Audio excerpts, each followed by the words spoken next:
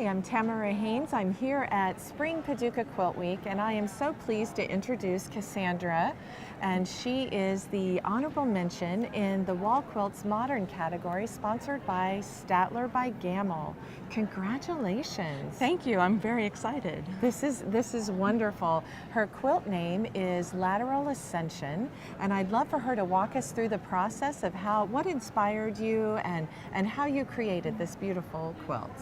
Well, my training is as a theatrical designer for scenery mostly, and this quilt was inspired by a spiral staircase that I was drafting. So I was doing a front elevation, and I thought what a beautiful drawing it was, and how simple it is when you begin to draw that staircase, that you start with all of these horizontal lines, but it draws your eye upward.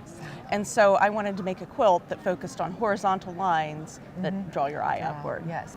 So Cassandra, talk to us about the range of techniques that you use to create your beautiful quilts.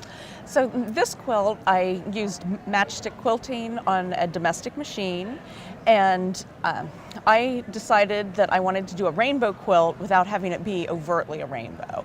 And so even though there are only a few dominant colors, every primary and secondary color is represented in this quilt, either through machine stitching, or I also have some lines of large stitch hand quilting. And so tell us, how did you start quilting, sewing? How old were you? All of that.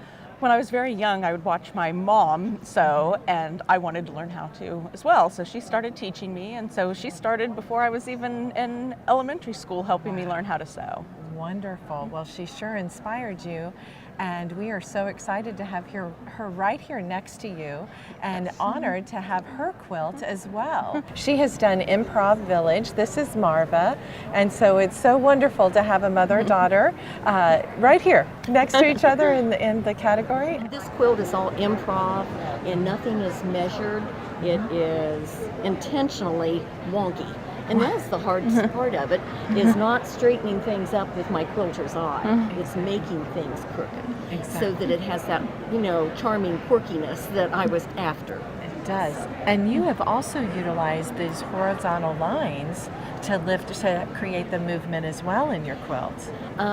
Anytime you have a landscape, a lot of lateral lines, horizontal lines, help set the picture into set it as a landscape. Thank you so much for spending a few minutes with us, and thank you for joining us. We look forward to seeing you at the next Quilt Week.